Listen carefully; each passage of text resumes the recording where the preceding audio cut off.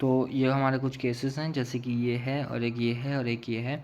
इन सबको ध्यान से देख लो कि अगर कुछ इस एंगल पे आएगा तो जो सर्कल है, सर्कल का सेंटर बाहर को आ रहा होगा, तो इस तरीके से हम ऐसे करके निकालेंगे। अगर ये इस तरीके से जा रहा है तो सर्कल का सेंटर अंदर आ रहा होगा। तो ये अल्फ़ा निकाल लिया है मैंने। मैं क्रक्स मेरा वही है कि मैं वही कर रहा हूँ, क्या कर रहा हूँ कि velocity equals to distance upon time, यानी कि अगर मैं सर्कुलर फॉर्म में चले जाऊँगा तो T is equal to theta upon omega. बस यहीं से मैं टाइम निकाल रहा हूँ। थीटा मैं यहाँ से ज्योमेट्री से निकाल ले रहा हूँ, ओमेगा की वैल्यू मैं टाइम पीरियड से उठा ले रहा हूँ, तो वहाँ से मुझे सब कुछ मिल जाएगा। तो मैं आगे बढ़ूँगा और ये भी तुम्हारा है, और ये इसे भी देख लो डेविएशन कैसे निकालते हैं। उसके बाद में ये तीन फर्जी चीज़ें हैं, इसे भी देख लो। उसके बाद में अब मैं आगे बढ़ता हूँ अपना फोर्थ केस में। फोर्थ केस क्या कहता है? फोर्थ केस ये कहता है कि भाई हमने इक्वल कर लिया, पैरेलल कर लिया, परपेंडिकुलर कर लिया, अब हम वी को करेंगे एक्स वाई प्लेन में और बी को कर रहे हैं एक्स प्लेन में। ठीक है, कोई बात नहीं, सब कुछ आसान है। अब हम क्या करेंगे, वो ऐसे ऐसे करके घूम रहा होगा, जिसको हम हेलिकल मोशन बोलते हैं। हेलिकल मोशन क्या होता है? जैसा ये स्पाइरल है हमारी, हेलिकल मोशन में है।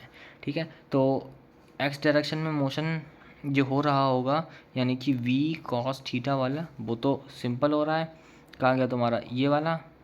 नहीं नहीं नहीं, ये वाला हो रहा है जिस पर फोर्स कोई नहीं लग रहा है, यानी कि इससे कोई छुआछेड़ी नहीं होगी, यानी कि जो उसकी वेलोसिटी है वो सेम रहेगी। उसको बस मैं टाइम पीरियड से मल्टीप्लाई कर दूंगा, तो मुझे उसकी मिल जाएगी क्या मतलब उसे क्या बोलते हैं, डिस्टेंस, कितना डिस्टेंस कवर कर रहा है वो, और इसी को ही हम बोलते हैं पिच।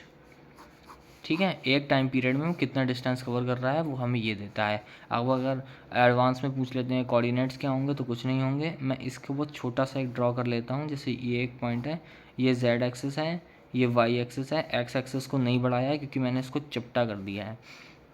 सपोज़ कर लेते हैं किसी टाइम टी पर पार्टिकल यहाँ पर है, ये उसका सेंटर है, ये आया, ये फाई बना रहा है, तो क्या आएगा, ये जो आ रहा होगा ये तुम्हारा आ रहा होगा आर कॉस फाई, और ये जो लंबा वाला आ रहा होगा, तो मैं सही से लिखता हूँ, X is equal to V cos theta into T, हमारा एक्स कॉम्पोनेंट आ जाएगा किसी टाइम टी पर, और जो वाई कॉम्पोनेंट आ जाएगा वो क्या आ जाएगा, आर कॉस फाई आ जाएगा उसी उसी टाइम पर, और जी जो आ रहेगा वो हमारा आ जाएगा R minus R cos phi. इस तरीके से हमारे कोऑर्डिनेट आ जाएंगे, ये हमारा पिच आ जाएगा। और टाइम पीरियड का फॉर्म और रेडियस का फार्मूला अभी भी सेम रहेगा। क्यों? क्योंकि रेडियस का फार्मूला तो वाई एक्सेस पर डिपेंड करता है ना। तो हम क्या लिखते हैं, एम वी तो अब साइन थीटा हो गया, तो क्यू बी, बस वी के बदले साइन थीटा लिख देना क्योंकि ये वाई एक्सेस में है। तो फोर्थ केस भी हमारा यहाँ से कवर अप हो जाएगा। उसके बाद में हमने क्या पढ़ा था, उसके बाद में मैं एक बार देख लेता हूँ। उसके बाद में हमने मैग्नेटिक मोमेंट पढ़ा था, वो अभी मुझे आता नहीं है तो मैं उसकी वीडियो नहीं बना रहा हूँ। सेवन्थ वाला क्या है, अब हम नेक्स्ट वाले पे जा रहे हैं। नेक्स्ट में क्या है, अभी हमने पढ़ा है force due to magnetic field, जो कि होता है क्यू वी क्रॉस बी। अब हम पढ़ेंगे फोर्स फोर्स ड्यू टू क्या बोलते हैं उसको, मैग्नेटिक फोर्स ही पढ़ेंगे, लेकिन हम एक किसी वायर पे पढ़ेंगे। तो वायर पे क्या हो जाएगा, आई इंटू वी के बदले आ जाएगा डी एल, जिसको छोड़ो, एल इफेक्टिव लिख दो डायरेक्टली, क्रॉस बी लिख दो, और ये तुम्हें दे देगा आंसर। ठीक है, बस सही है। और एक क्या देखते हैं, हम इफ़ेक्टिव लेंथ देखते हैं। सही है, तो अगर कोई ऐसे ऐसे करके जा रहा है तो हम केवल ये लेंथ देखेंगे, ये इफ़ेक्टिव लेंथ है। तो अगर मन में आता हो कि अगर ये कोई शेप दे देगा तो इफ़ेक्टिव लेंथ ज़ीरो, यानी कि फोर्स ज़ीरो हो जाएगा। और जब फोर्स ज़ीरो हो रहा है तो क्या होगा, जैसे ही हम इसको ऐसे करेंगे और तुरंत ही 0 सेकंड में ही ये सर्कल बन जाएगा, वही प्रॉपर सर्कल बन जाएगा। ठीक है, तो सब सारी तरफ से फोर्स सेम लगे, यानी कि नेट फोर्स ज़ीरो आ रहा होगा, इसलिए वो सर्कल बन जाएगा। ठीक है, अब एक हमारे बात में मन में बात और आती है कि अगर व्हाट इफ़ मैग्नेटिक फील्ड जो है वो नॉन यूनिफॉर्म बन जाए। नॉन यूनिफॉर्म बन जाएगा तो क्या होगा, देखो भाई, जैसे मान लो एक ये इन्फिनाइट वायर ले लिया मैंने, और यहाँ पर हमारा एक वायर रखा हुआ है, तो क्या होगा, इसमें आई करंट फ्लो हो रहा है, तो अब ये करंट फ्लो करेगा ऐसे, ये यानी कि अंदर की तरफ इसमें मैग्नेटिक फील्ड आ रही होगी, और जो कि हर हर अपने डिस्टेंस पे वेरी कर रही होगी। तो मैं मान ले रहा हूँ यहाँ की डिस्टेंस एल है, ए है, और ये इसकी लेंथ एल है, इसमें आई टू फ्लो कर रहा है, इसमें आई वन फ्लो कर रहा है। तो फोर्स अब इस वेरिएबल की क्या आएगी, तो बी एट किसी पॉइंट एक्स पे, उसकी मल्टीप्लाई आई टू से, उसकी मल्टीप्लाई इससे, और इसका इंटीग्रेशन। तो क्या आ जाएगा, म्यू नॉट I1/4 पाई और r जो है इसका सेपरेशन हो गया होगा, तो मैं r लिख देता हूँ, और ये I2 आ गया और ये आ गया तुम्हारा dx, dr ही लिख देता हूँ जब r हो जाएगा दोनों, और उसका इंटीग्रेशन कर दूंगा मैं कहाँ से लेके, a से लेके a प्लस एक्स तक, a प्लस एल तक। तो मेरा फोर्स आ जाएगा, किसी भी पॉइंट पर फोर्स आ जाएगा, इस पूरे पे नेट फोर्स निकाल सकता हूँ मैं इससे। ठीक है, तो अब ये भी कंप्लीट हो गया है। इसके बाद में मैं देखूँगा टॉर्क वाला सिस्टम क्या होता है, एक बार मैं वो भी देख लेता हूँ नेक्स्ट पेज पर।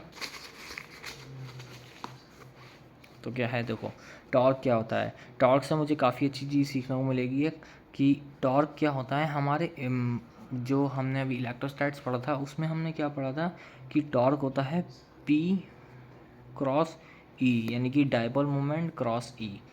ठीक है, लेकिन हमारे इस केस में क्या हो जाएगा, मैग्नेटिक मोमेंट क्रॉस B।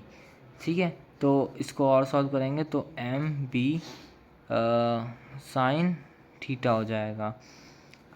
ठीक है, तो MB क्रॉस ये हो जाएगा। और यहाँ पर क्या है, हम B को भी अब और खोल देंगे, तो सॉरी M को अब हम और खोल देंगे, तो ये फाइनली बनेगा बीना साइन थीटा। आई का फार्मूला क्या मैंने पढ़ा था, आई का फार्मूला मैंने पढ़ा था नंबर ऑफ टर्न्स, एरिया और करंट, ये पढ़ा था। ठीक है, तो ये हमारा आ गया। और मुझे एक बात और पता है कि जब मैं बात करता हूँ, चलो अच्छा रुको, पहले मैं उसे छोड़ता हूँ, मैं पहले पोटेंशियल एनर्जी की बात करता हूँ। वर्क डन हमारे पुराने वाले केस में क्या था, जैसे PE था, वैसे यहाँ पे MB आ गया है, cos θ1 माइनस cos θ2। अगर हम बात करते हैं कभी पोटेंशियल एनर्जी की, तो मैं क्या कंसीडर करता हूँ कि θ1 जो है वो हमारा 90 है रेफरेंस पॉइंट, और θ2 जो है वो हमारा ऑब्वियसली थीटा है। तो ये आ गया माइनस MB cos थीटा। अब तो मैं क्या देख रहा हूँ, अगर थीटा की वैल्यू 0 हो जाए, थीटा की वैल्यू 180 हो जाए, उस केस में ये 1 आ रहा होगा, यानी कि माइनस, यानी कि मिनिमम पोटेंशियल एनर्जी मिनिमम तो कब होती है, जब वो स्टेबल हो जाए। -1 यानी कि प्लस, यानी कि सब पोटेंशियल एनर्जी हाईएस्ट कब होती है, जब वो अनस्टेबल हो जाए। तो ये क्या है, अनस्टेबल इक्विलिब्रियम और अनस्टेबल इक्विलिब्रियम। ठीक है, और एक चीज़ और देखो, इस थीटा की वैल्यू इसमें डालो तो मुझे पता लगेगा ये भी ज़ीरो और ये भी ज़ीरो, यानी कि दोनों एक्सट्रीम केसेस पे जो टॉर्क लग रहा है वो ज़ीरो ही लग रहा है। यानी कि अगर ये मैग्नेटिक फील्ड जा रही है और हमारा यहाँ पर एक रखा हुआ है हमारा ऑब्जेक्ट, डाइपोल बोल सकते हो, तो अगर इस केस में है तो उसमें लग रहा होगा टॉर्क, वो भी ऑपोजिट डायरेक्शन में हमेशा। हाँ ठीक है, और मोशन के अपोज करता है ना टॉर्क हमेशा। और अगर ये बॉडी ऐसे रखी होगी तो इस पर टॉर्क नहीं लग रहा होगा, ये हमें समझने को मिलता है। अब हम बात करते हैं मूविंग कॉइल गैल्वेनोमीटर की। तो गैल्वेनोमीटर का जो टाओ होता है वो मैंने पढ़ लिया अभी, वो ये होता है, और टाओ की वैल्यू और जो वो होता है ये इसके इक्वल होता है। इसका मतलब मुझे पता लगा है कि बीना is equal to C theta होता है। अब मुझे अगर कभी निकालना पड़ जाएगा करंट सेंसिटिविटी, तो वो क्या होती है कि 1 डिग्री घुमाने में कितना करंट देना पड़ रहा है, यानी कि थीटा की वैल्यू क्या आ रही है, बीना बाई सी इंटू आई से आई कट गया, तो ये आ गया आंसर। अगर मुझसे पूछ ले वोल्टेज सेंसिटिविटी, तो मैं ये लिखूँगा कितना, 1 डिग्री का उसका जो मीटर है उसको फ्लिप करने में कितना वोल्टेज देना पड़ रहा है, ये हो गया इसका मतलब। तो बीना by C V equal to I R, इसे आई कट गया, तो ये आ गया आंसर। तो बस ये थी अभी तक की वीडियो, ये पार्ट 2 था वैसे।